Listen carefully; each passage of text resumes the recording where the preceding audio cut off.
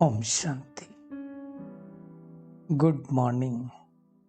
साकार मुरली 25 नवंबर 2021। बाबा की मीठी मीठी मुरली हम मीठे मीठे बच्चों के मीठे मंथन के लिए।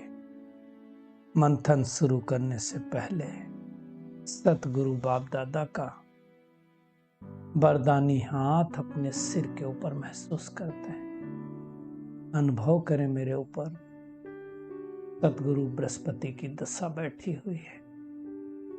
मैं शांत स्वरूप आत्मा हूं, शांति के सागर की संतान हूं। शांति मेरे अंदर समाई हुई है। आज मीठे बाबा ने कहा, मीठे बच्चे, अपनी ऊंच तकदीर बनानी है। ऊंची तकदीर बनानी है तो क्या करो? रूहानी सेवा का शौक रखो। रूहानी सेवा का शौक रखो मतलब आत्मा की सेवा, आत्म कल्याण के लिए जो हो वो करो। इसको कहा जाता है रूहानी सेवा। ठीक है, शरीर का कल्याण के लिए करेंगे तो एक आध जन्म, आत्म कल्याण के लिए तो जन्म जन्मांतर के लिए। बाबा कहते हैं सबको ज्ञान धन का दान करते चलो। सबसे बड़ा दान कौन सा है? ज्ञान धन का दान। स्थूल दान देंगे 2-4 दिन में खत्म कर देगा। ज्ञान किसी को दे दिया, किसी को हुनर सिखा दिया तो क्या करेगा? का उम्र कमाएगा। लेकिन रूहानी ज्ञान किसी को दे दिया, बाबा से कनेक्शन जुड़वा दिया तो 21 जन्म तक कमाए खाएगा।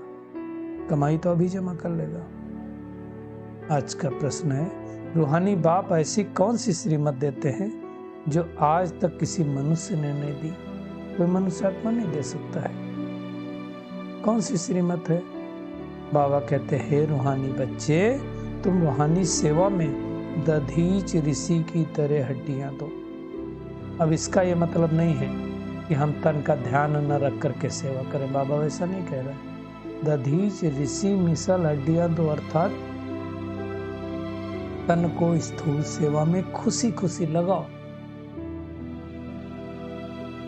बाप से जो अविनाशी ज्ञान रतन मिले हैं उनको दान करो, उनको सुनाने में इस तन को यूज करो, इस मुख का यूज करो, इन कर्मेंद्रियों का यूज करो। बाबा कहते यही है सच्ची सेवा। ऐसी सेवा करने की मत दुनिया में कौन मनुष्य दे सकता है? कोई नहीं दे सकता है। और जो रूहानी सेवा करते हैं खुशी में नाचते भी रहते हैं। तो अपनी चेकिंग करना है, मैं आत्मा कितना रूहानी सेवा करती हूँ। बाबा कहते हैं फिर क्या होगा? धीरे धीरे ऊंची तकदीर बनती जाएगी। सबसे पहले तो ऊंची तकदीर बनी कि हमने उस गुप्त रीत से आए हुए परमात्मा को जाना, पहचाना, माना, उनके ज्ञान में चलने लगे। फिर संपूर्ण रीत से उनको अपने जीवन में धारण करेंगे तो और ऊंची तकदीर बन जाएगी। 1-2 जन्म की तो बात ही नहीं है ना?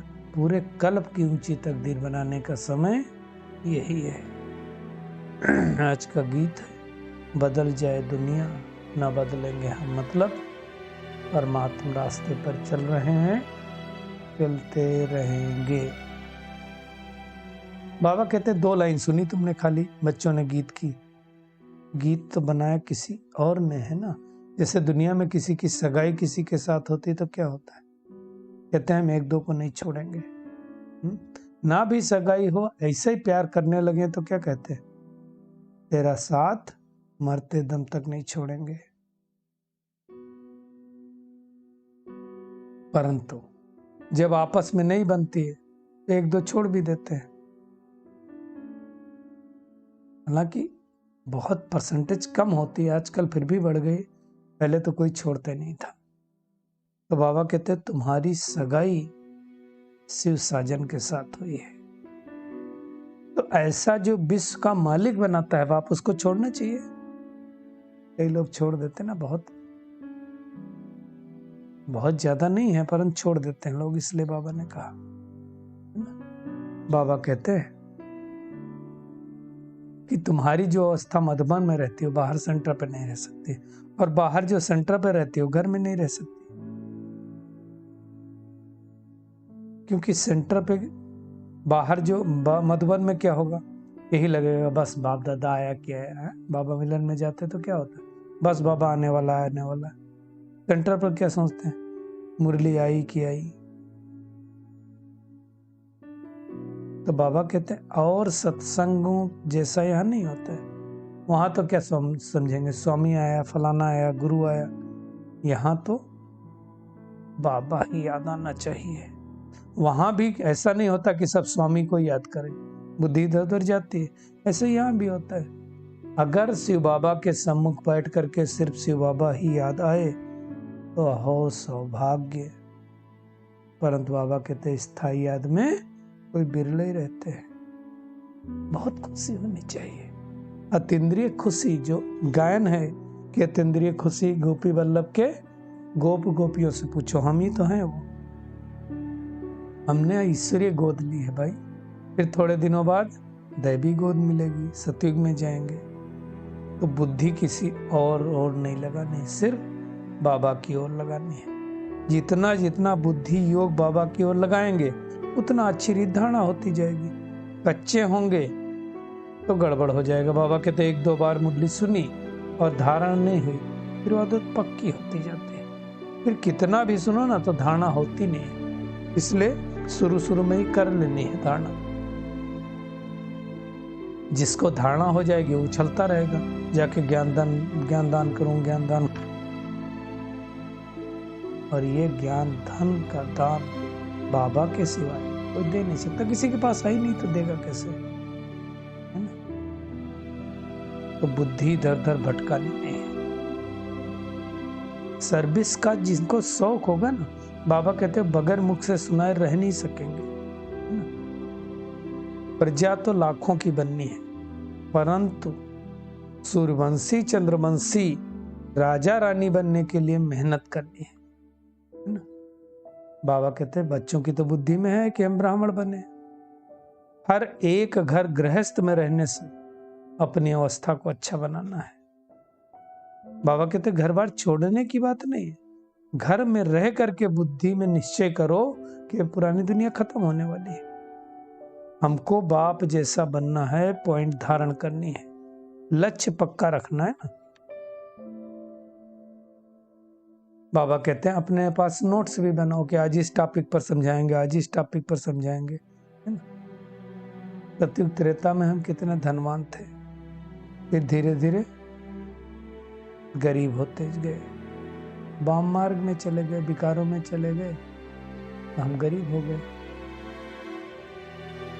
उतरते उतरते कलाएं कम होती गई। अब फिर से बाबा हमें सर्वगुण संपन्न बना रहा है। तो मेहनत करनी है तमो प्रधान से सतो प्रधान बनने की। देखिए सीढ़ी नीचे उतरते हैं, धीरे धीरे उतरे, लेकिन अब हाई जंप लगा करके ऊपर जाना है। अपने से पूछना है कि हमने बाबा को याद कर कितनी भविष्य की कमाई की, कितनी देर मैं आत्मा याद करती हूँ। और अपने आप की चेकिंग करनी, पूछना है कितना मैं अंधों की लाठी बना हूँ, अर्थात अनेक आत्माओं को रास्ता बताया हूँ। घर घर में बाबा कहते पैगाम दो, ये दुनिया बदल रही है। बाबा नई दुनिया के लिए राजयोग सिखला रहा है। सारा दिन ऐसा ख्याल चलना चाहिए कि कैसी युक्ति बताएं जिससे लोगों को समझ में आए। दुनिया में तो पता नहीं, तो लोग क्या सोचते हैं ज्योति जाएगी, ज्योति में समा जाएगी। ऐसा नहीं होता है। आत्मा का एक अपना आइडेंटिटी है, अस्तित्व है, परमात्मा का अलग है। हम आत्माएं अमरनाथ परमात्मा से सच्ची सच्ची अमर कथा सुन रहे हैं, तो जो अमरनाथ बाबा कह रहा है वो मानना है। मानेंगे नहीं तो फिर पद कैसे पाएंगे, है ना। तो बाबा ही आकर के हम आत्माओं को पढ़ाता है। इसलिए पढ़ा रहा है, नई सतयुगी दुनिया में ले जाने के लिए पढ़ा रहा है। जितना जितना पढ़ेंगे, मेहनत से धारण करेंगे, उतना नई दुनिया के लायक बनेंगे। सतयुग त्रेता में तो कोई विकर्म नहीं होता ना हमसे। अब भी विकर्माजीत बनने के लिए विकर्म नहीं करने हैं। बाबा कहते हैं इस अंतिम जन्म में पवित्र बनो तो पवित्र दुनिया के मालिक बनेंगे। यह नॉलेज दुनिया में किसी के पास नहीं है बाबा को छोड़ करके। कई कहते हैं सीढ़ी में और धर्मों का समाचार नहीं है, गोले में है ना, सीढ़ी में क्यों नहीं है? क्योंकि भारत के उत्थान पतन की कहानी बतलाई गई है, उस समय की कहानी जब भारत देश के अलावा कोई था ही नहीं, इसलिए दूसरा धर्म नहीं है।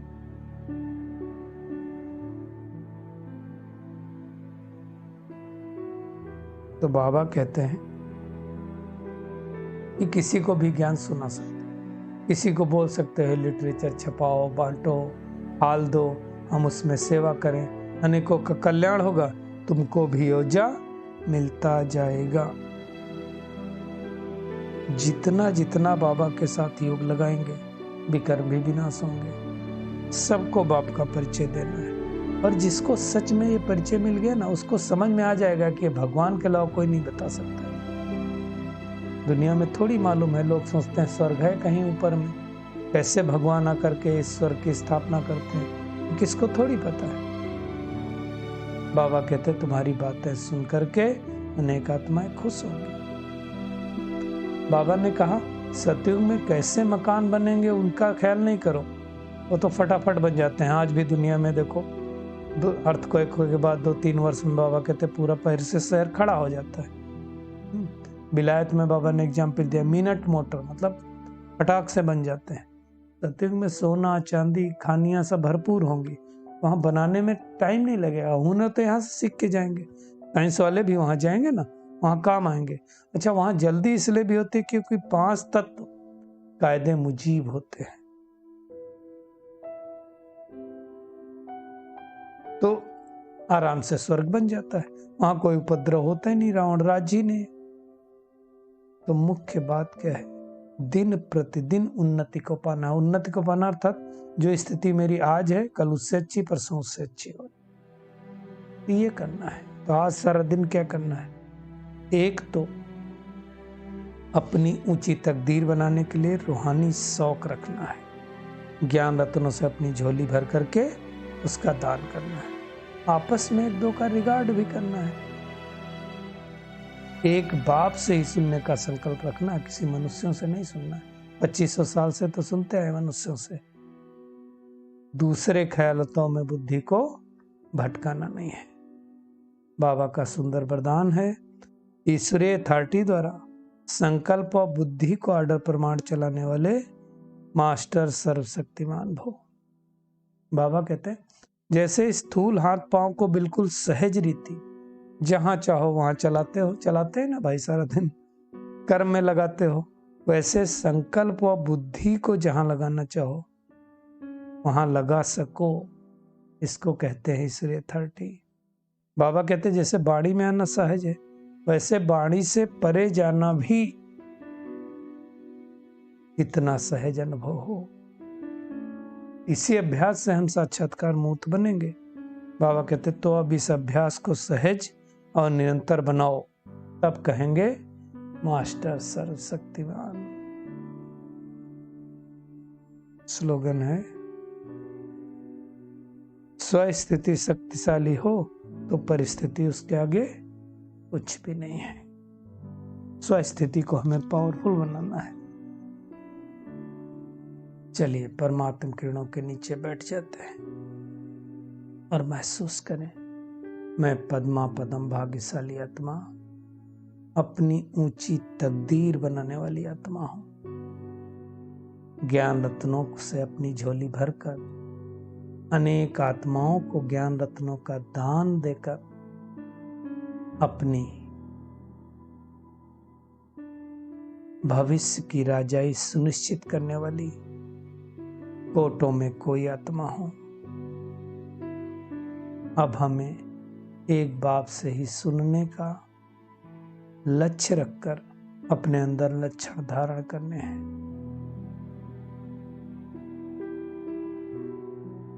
अपनी मन और बुद्धि को जब चाहें, जहां चाहें, जितना समय चाहें उतना समय लगा सके, परमात्म स्वरूप पर टिका सकें। जितना वाणी में आना सहज है उतना ही वाणी से परे जाने का पुरुषार्थ करना है। जितना जितना ये हम अभ्यास करेंगे उतना उतना साक्षात्कार मूर्त बनते जाएंगे। अनुभव करें, मैं मास्टर सर्वशक्तिमान आत्मा हूँ। मेरी स्वस्थिति बहुत पावरफुल है। हर परिस्थिति के ऊपर मेरा अपना कंट्रोल है, क्योंकि मैं मास्टर सर्वशक्तिमान आत्मा हूँ। शुक्रिया मीठे प्यारे बाप दादा, शुक्रिया आप सभी का इस मीठे मंथन के लिए। ओम शांति।